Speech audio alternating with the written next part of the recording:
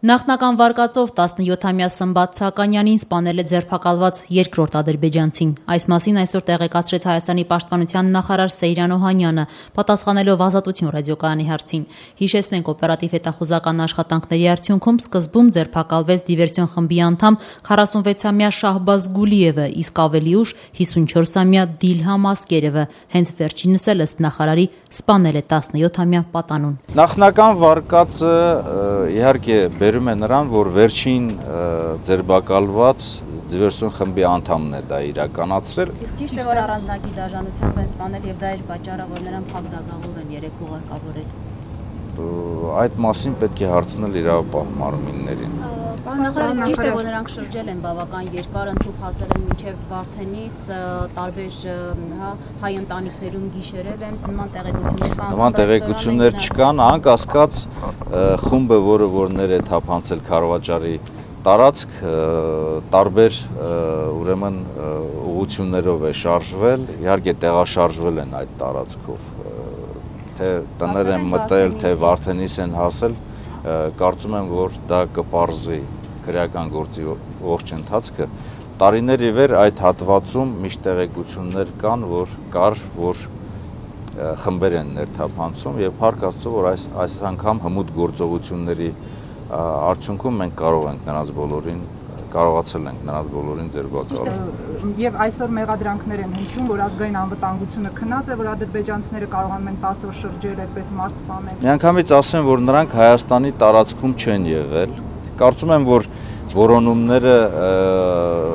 կազմակերպվել են բավականին բարձր մակարդակի եւ շատ կարճ ժամանակահատվածում մենք կարողացել նրանց ձերբակալել։ Նախկինում այդպիսի երևույթների կասկածներ եղել են, բայց որևիցե մի հայտնաբերում ձերբակալում չի եղել։ Ամսի 8-ից սկսած մինչև ամսի 11-ը բոլորը ձերբակալվել են։ 4-5 օրվա ընթացքում այդպիսի խնդիր կատարել, այդ տարածաշրջանը ամբողջությամբ այսպես ուսումնասիրել, բավականին բարձ գործընթաց է։ Այն ինչ որ մենք գիտենք այն փաստերը, հնարավոր է որ դրանից բացի այլ հանցագործություններ են կատարել, որոնց մասին հանրությունն առայժմ տեղյակ չի։ Համենայն դեպս Քարվաճարի ղեկավարության եւ տեղի իրավապահ մարմինների եւ նաեւ այնտեղ տեղակայված պաշտպանության բանակի զորամասերի կողմից տեղեկություններ չկան այլ հանցագործությունների վերաբերյալ։ Պատասխանելով այն հարցին, թե ինչ երաշխիքներ կան, որ դիվերսիոն խմբի բոլոր անդամներն էլ հայտնաբերված են, Սեյրան Օհանյանն ասաց, թե այդ նպատակով այժմ հետվորոնողական աշխատանքներ են իրականացվում։ Իդեպ պաշտպանության նախարարը անընդունելի համարեց հանրության ու նաև որոշ զինվորականների կողմից հնչող այն կասկածները, թե ձերբակալված ադրբեջանցիները դիվերսանտներ չեն։ Եթե այլ հասարակությունում ասեին, որ դա եղել է դիվերսանտ, բոլորը կհամոզվեին, որ դա եղել է դիվերսանտ։ Հիմա մենք ասում ենք, որ դիվերսանտներ են եղել մեր ամբողջ հանրությունը եւ նաեւ շատ մեր մարտական ընկերներ, որ դա դիվերսանտ չէ։ Ինչ է դա տալու մեր հանրությանը։ Ինչ է դա տալու մեր ժողովրդին եւ ինչ է տալու այն մեր զինվորին,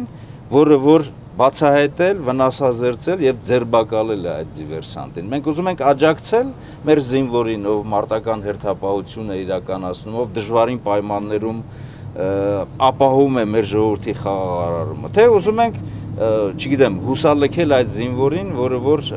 իմանալով, որ ինքը մեծ խնդիր է կատարել, հիմա հանրությունն էլ ասում է, որ նա դիվերսանտ չեղել, հասարակ գող եղել։ Անդրադառնալով հաճախնչող այն հարցին, թե ինչու պաշտպանության նախարարությունը զենք չի բաժանում սահմանամերձ գոտու, տվյալ դեպքում նաև Քարվաճարի բնակիչներին, որպեսզի նրանք հնարավոր հարձակումների ժամանակ կարողանան պաշտպանվել, Սեյրան Օհանյանն ասաց, թե այդ շրջանների բնակիչների մի մասը պայմանագրային զինծառայողներ են եւ այժմ պաշտպանական բանակը քննարկում է նրանց զենք զինամթերքով ապահովելու հարցը։ Հավելենք, որ այսօր զինվորական հավաքակայան կատարած այցի ընթացքում Սեյրան Օհանյանին խնդրեցին անդրադառնալ նաև Մոսկվայում հայազգի գործարար Լևոն Հայրապետյանի կալանավորմանը։ Մասնավորապես նախարարին փոխանցեցինք, որ գործարարի ընկերներից գեներալ-մայոր Արկադի Տեր-Թադևոսյանը համոզմունք է հայտնել, թե նրա ձերբակալության ետևում կանգնած է Ադրբեջանը, որին դուր չի գալիս գործարարի կողմից Ղարաբաղին ցուցաբերվող մեծածավալ ֆինանսական օգնությունը։ Դուք այստեղ ադրբեջանական հետ տեսնում եք այս ձերբակալությունը։ Գտնում եմ, որ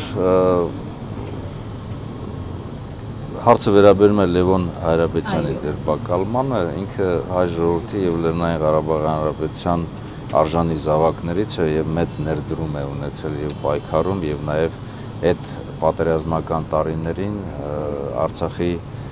ուրեմն վերականգնմանը եւ նաև տնտեսական եւ այլ կենցաղային հնարավորությունների ուրեմն ստեղծմանը։ Թե ինչ պատճառով է նա ձեր բակալվել, դա արդեն ես ճիշտ ասած տեղյակ չեմ։